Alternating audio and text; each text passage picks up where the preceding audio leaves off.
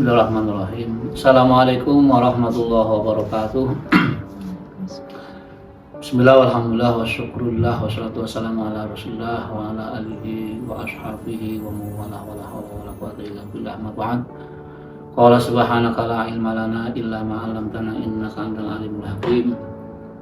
Wa qala rabbi shrah li sadri wa yassir li amri wa hlul 'uqdatam min lisani yafqahu qawli. Wa qala idzan a'udzu billahi minasyaitonir rajim. Ya ayyuhalladzina amanu kutiba 'alaikumus syiyam kama kutiba 'alal ladzina min qablikum la'allakum tattaqun. Shadaqallahul 'azim. Para pemirsa, kaum muslimin muslimat, shaimin shaimat dimanapun Anda berada, selamat pagi, salam sejahtera untuk kita semuanya. Mudah-mudahan Allah berikan kesehatan, keberkahan, bisa melaksanakan ibadah puasa Ramadan dengan lancar, dengan penuh semangat di 10 hari terakhir ini. Mudah-mudahan bisa purna tanpa ada halangan suatu apapun. Allahumma amin. Dan yang paling penting, mudah-mudahan Allah memberikan barokah dan ridhonya. Tak lupa selawat serta salam semoga senantiasa dilimpahkan pada junjungan kita Nabi Muhammad SAW, yang semoga kelak kita mendapat syafaatnya. Amin. Baik para pemirsa, kaum muslimin muslimat, shaimin shaimat dimanapun berada, pagi ini kita bisa bertatap muka dalam kultum Ramadan pasrah, pas Ramadan mendapat berkah, mudah-mudahan, amin. Baik, tema kali ini adalah berkaitan dengan hikmah puasa. Sebelum kita membahas tentang hikmah puasa, perkenankan saya untuk memberi satu contoh hikmah. Hikmah itu pelajaran yang bisa diambil dari sesuatu, yang bisa hal itu bisa mendekatkan diri kita pada Allah SWT. Contoh misal hikmah, ada satu keluarga hidup dengan bahagia, dengan pasangan yang romantis, punya anak 2 misal, yang satu laki-laki ganteng, yang satu cewek cantik. Ini satu kebanggaan tentunya bagi orang tua, bagi bapak maupun ibu. Bahkan sampai-sampai dari kedua orang tua, wah ini anak cantik, siapa dulu ibunya, begitu biasa. Atau siapa dulu ini anak saya ganteng sekali, siapa dulu ayahnya. Tentunya menjadi satu kebanggaan. Tapi satu sisi kebanggaan yang dimiliki jauh dari kerangka rohani, jauh dari kerangka ibadah. Suasana rumah tangga jauh dari ibadah. Walaupun bapak misal dari bapak adalah seorang pegawai dengan gaji tinggi, ibu rumah tangga biasa misal, punya anak yang begitu cantik dan ganteng, tentunya kebahagiaan tersendiri dari mereka berdua. Bahkan saking bahagianya menjadi satu kesombongan, yang kedua anugerah anak ini, keluarga ini menjadi jauh dari mengingat Allah. Kemudian tiba-tiba tumbuh besar, kedua anak ini tumbuh besar, menjadi semakin bangga kedua orang tua. Apalagi semakin dewasa mendapat pekerjaan yang mapan, anak laki-laki mendapat pekerjaan mapan, yang perempuan, yang cewek juga mendapat pekerjaan mapan. Pokoknya hidup lancar tanpa ada halang suatu apapun. Tapi tiba-tiba proses kehidupan berjalan, ada musibah. Tiba-tiba anak yang orang tua banggakan mendapati kecelakaan yang kemudian harus meninggal dunia misalnya. Sehingga otomatis ini musibah ini memukul perasaan kedua orang tua, yang kemudian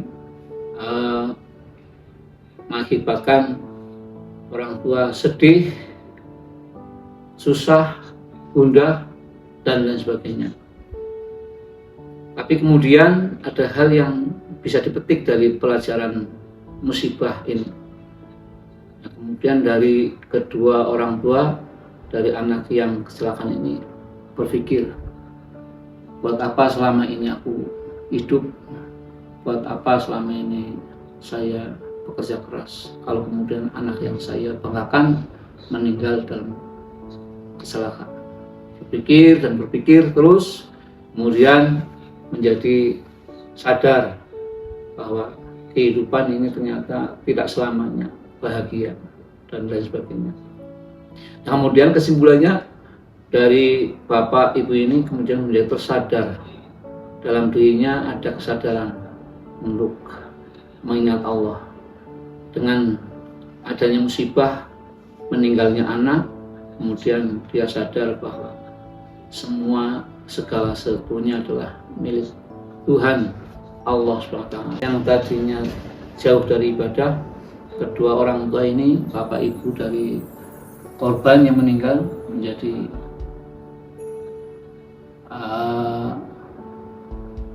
rajin beribadah, taat pada Allah, bahkan lebih dari yang lain, seperti itu. Para pemirsa muslimin muslimat, so'imin so'imat dimanapun berada yang budiman, kemudian puasa menjadi sarana untuk menumbuhkan syukur kepada Allah Ta'ala, menumbuhkan rasa syukur pada Allah Ta'ala. Ini penting, karena bagaimanapun syukur itu adalah wajib bagi kita. Nikmat itu biasanya akan terabaikan. Misal contoh, ketika kita punya mata kita sehat, kita punya telinga kita sehat, kita punya kaki kita sehat.